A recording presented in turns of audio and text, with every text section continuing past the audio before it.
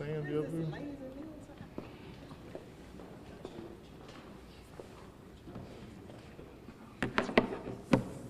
All right, welcome everyone. We're going to go ahead and get started with today's press conference. Appreciate each of you for being here. I'll go through a few remarks and then Chief Davis will come forward and then we'll open it up for any questions that you have. As Penelope often reminds me, please make sure you identify your name and your outlet when you ask your question. But I came into office in January of 2023, and when I came in, public safety was certainly a big topic. 2024, sorry. 2024. I was here in 2024. And when I came in, public safety was certainly the biggest topic of conversation, and it still continues to be a big topic for us. And I vowed at that time that we were going to aim towards a 10% reduction in crime for that year of 2024 and every year following. Working with Chief Davis and the rest of our team, we developed strategies that were intended to reduce crime and blight in every neighborhood. MPD efforts like Code Zero, the Fugitive Team, which you'll hear more about, and Operation Saturday Night Live, and other citywide efforts like Blight Zero and Own Your Block. Those are things that we believe have had an impact. Together with the county, we created the Joint Office of Neighborhood Safety and Engagement to address more of the root level causes of crime that we see in our community. And I'm proud to say today that the work is working. I'm also committed to saying that it's going to continue. We're going to push for additional decreases in 2025. We're not going to stop until Memphis is the model for other cities on how to reduce crime in their communities. Our time today is pretty short, and so I'm going to move fast. I'm going to cover the highlights, and then I'm going to pass it over to Chief Davis to talk about some of the programs and initiatives that her team utilized to start turning the ship. And I'm happy to say that the ship is turning. In 2024, we saw an overall 13.3 decrease in overall crime. That's all incidents across all districts. Our homicides were down 30%. We had about 100 fewer than in 2023. Murder was down about 29%. With a 51% decrease in quarter 4. That's quarter 4 of 2024 compared to quarter 4 of 2023. It was 51% lower than it was the previous year. Motor vehicle theft was down 39%, 6,000 plus fewer incidents in 2024 on an average of 17 fewer per day. We think that some of these declines were really fueled by MPD's fugitive team work. Chief Davis is going to discuss this in more depth, but it was a pilot program that was created in quarter 4 of 2024. Overall, crime is down citywide in all zip codes. 23 zip codes have a double-digit decrease, 8 zip codes have a single-digit decrease, and we're focused on moving those to double-digit decrease column for 2025. There were 2 tiny zip codes that have increases. There was 38131 and 38152.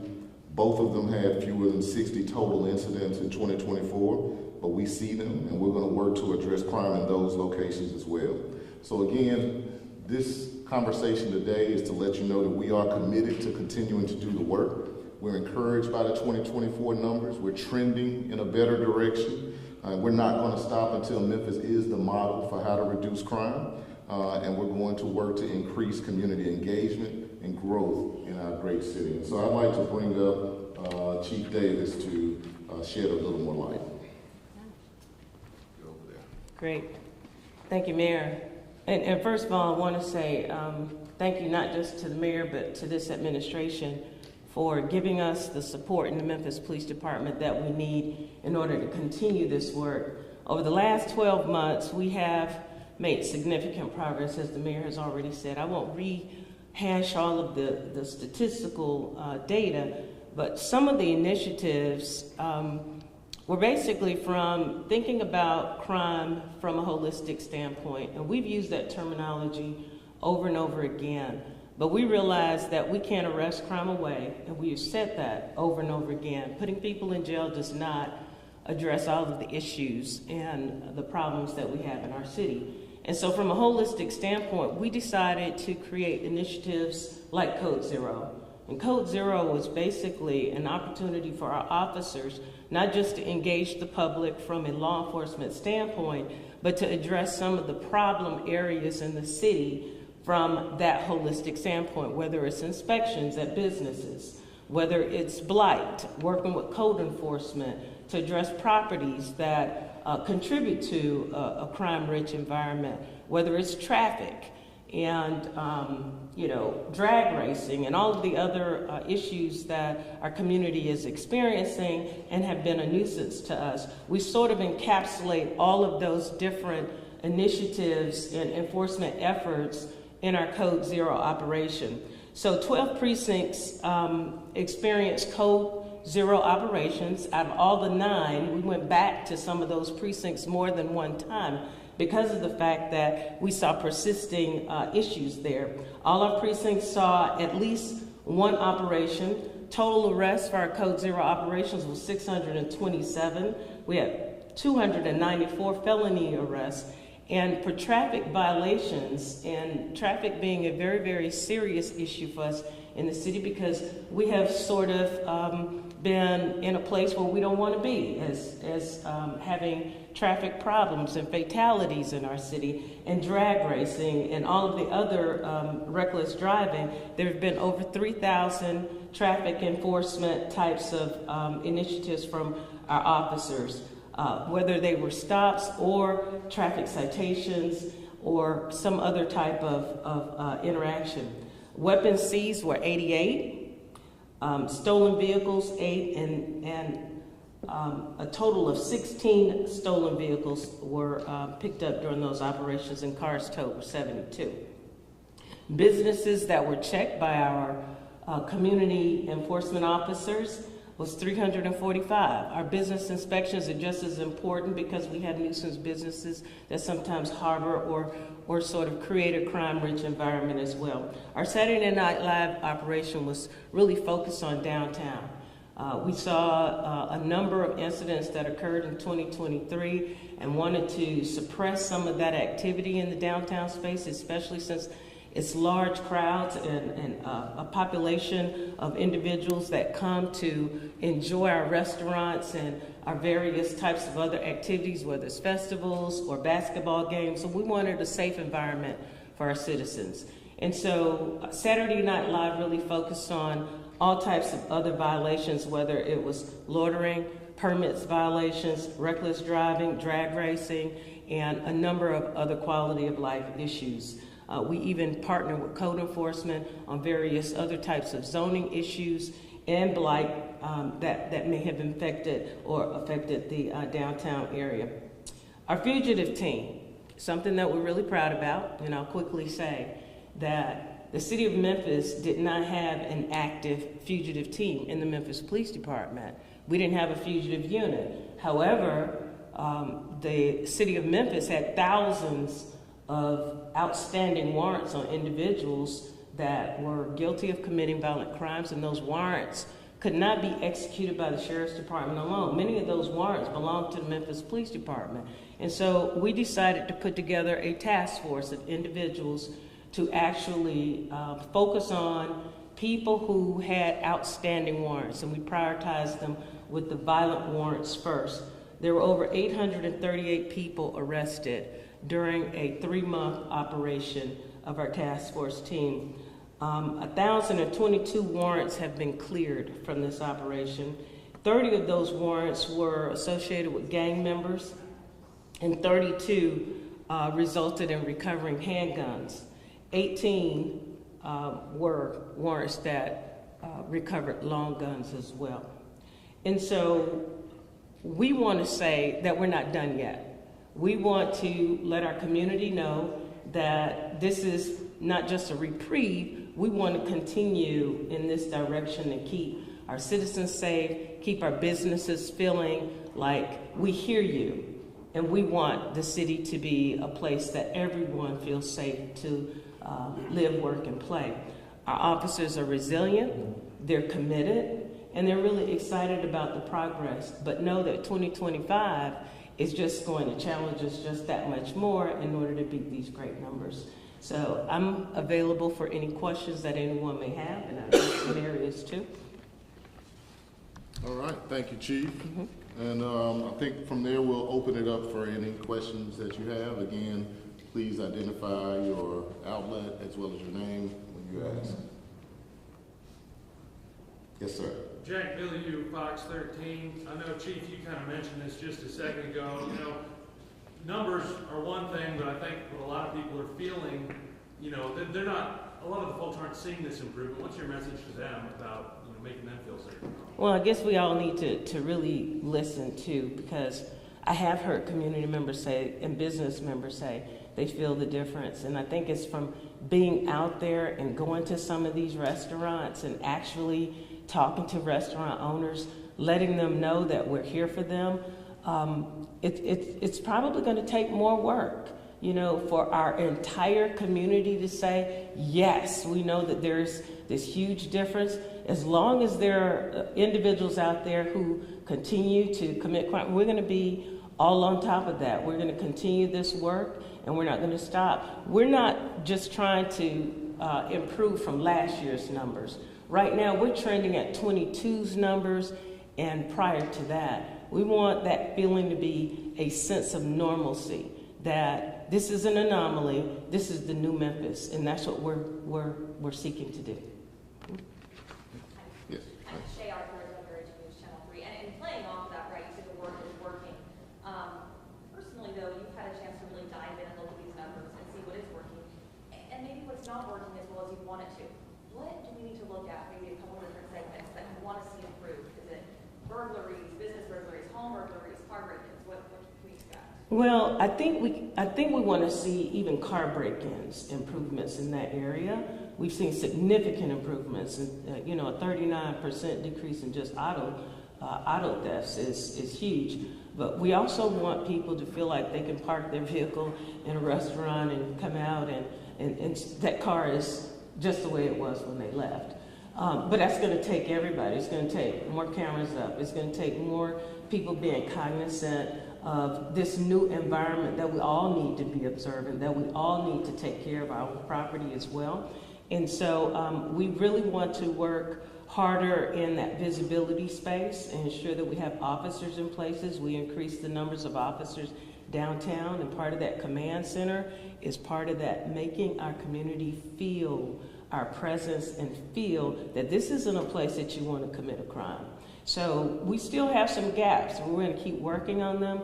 We also are working really closely with our partners, our federal partners, taking some of our cases federally as opposed to just taking them to the state. Stiffer penalties and stiffer cases that we can take to the feds. I think it will be a deterrent in the city as well, and working also with our environmental courts. We've been talking really closely with Judge Dandridge and some of our other courts who really want to work with us on nuisance properties as well, as opposed to just allowing individuals to continue to have crime on their properties or at their businesses. We're going to be working collectively to get to the root of those problems, even talking to owners about what they can do to improve their properties too. Lucas Fitton, Commercial Appeal. 1,000 warrants cleared with the fugitive team. You said a couple minutes ago there were thousands of outstanding warrants. I mean, how many of those warrants are left, and is this team going to become a mainstay of Memphis Police Department instead of that? Actually, right now, we want it to be a mainstay. You know, we feel that, you know, with the level of a backlog that existed, that we can be a viable source to help support, you know, executing those warrants. When individuals are repeat offenders, then they are repeating their offenses. And we think that's going to be important for us to keep crime down by keeping our eyes focused on the individuals, those small percentages of individuals who continue to commit those crimes. We will continue to have that task force resource available to us and continue to train officers. But at some point, we would like to expand our fugitive unit to have more officers on that unit so that we can regularly keep up with these warrants. How many officers are on it right now? Do you know that off the top of Somewhere around 26 to 30. The regular unit only had about 8 officers. You know, they can't really do a whole lot with 8 officers, but we expanded and borrowed officers from different precincts. It has made a difference because as you reduce the numbers of warrants, you're reducing the numbers of individuals who could potentially be committing crimes, which takes the load off of the precincts as well. So it's helped out overall as a force multiplier.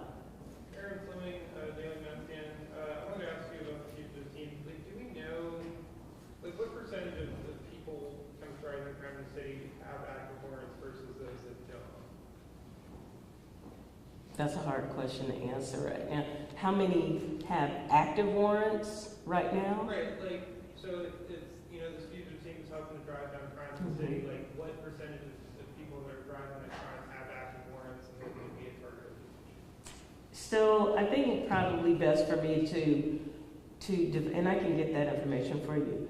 Misdemeanor warrants compared to felony warrants. And we're really looking at individuals who are committing felonies in the city, which typically defines, you know, more violent crime. And that's where our fugitive unit has been focusing on robberies, you know, burglaries, homicides, domestic violence as well. So I can get that information for you too. Bria Bolden, Action News 5, of either Chief Davis or Mayor Young. We know the Edge Board has a program to help businesses fortify their businesses to help prevent crime, or, you know, if something does happen to them. Is there any program or something the city is planning in 2025 to put more money into that, or something separate, anything like that? Yeah, the program we're referencing is through Edge, and Edge has stepped up and they made $1 million available to businesses that want to make their properties safer, and we're excited to partner with them on that initiative. Right now, that is the dollar amount that's allocated, but we're certainly going to always look for resources to support the businesses and residents in this community. Brittany Brown, K50. We're wondering when the homicide tracker dashboard will be updated. I'll have to check and see. When was the last time you looked at it? One of my colleagues looked at it today, and she said right now it's essentially blank. So she's just And it's probably because we're working on this year's 2025's platform. So I would say before the end of the week, we should have it up because those numbers are quite low right now. And hopefully we'll be able to keep them that way. Thank you. Any others? It's been nearly a year since Chief Davis became interim chief. Any new take on, you know, making her permanent again? Well, you know, my position has been the same, that she's our chief, and we're waiting on council to validate that. I'm sure there'll be conversations that happen as council gets going. I think they meet tomorrow, and over the next couple of weeks, we'll certainly be having those dialogues. But our focus has been get to work, and that's what I said back in January or February, whenever we agreed to interim status, that our goal is going to be to get the work done so that we can get the reductions that our community deserves, and that's what we're going to continue to do. We'll continue to work with the city council as we get there. You think these numbers give you a stronger case? I think these numbers are trending in the right direction. It's the direction that everybody wants to see us go, and I think it speaks to her commitment. It speaks to all of our collective commitment to making sure that the residents of this city get the Memphis that we all deserve. All right. Real quickly. I'll do the last one. While everyone's talking about it, we're still a few days away, but we're expecting some pretty serious winter weather. Yeah. Can you just talk about real quick the conversations happening in each of your departments to prepare the city and your message to the public? I know we're a few days out still. Yeah, so I think we'll probably have more information about the weather coming soon. But I know Antonio is here, and his team has been working with Public Works and others to get the information together, where we have a new strategy for how we're going to be clearing roads and making sure that some of our major thoroughfares are cleared so that you can still get to your places of employment. And Antonio, our Chief Operating Officer, you have anything else you want to add? We'll be adding. Sorry.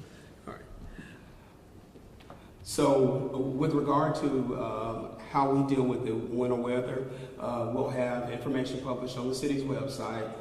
It's up now. You'll understand the routing system in which Public Works will address the roads and deal with treating the roads. You'll understand how services will be modified, if anything, based on weather. And then, of course, opening and closing of our different community centers, libraries, etc. But we stand ready and we are prepared to address whatever needs the citizens may have. Okay. So one key point that we should say is that the warming centers are open. Hospitality Hub is actually staffing that for us. There are 2 locations here downtown at the Hospitality Hub, and then of course there's a second location at First Baptist, which is on Poplar and Parkway. All right. Good deal. Well, thank you all. We appreciate you coming out, and we'll continue to work. Thanks.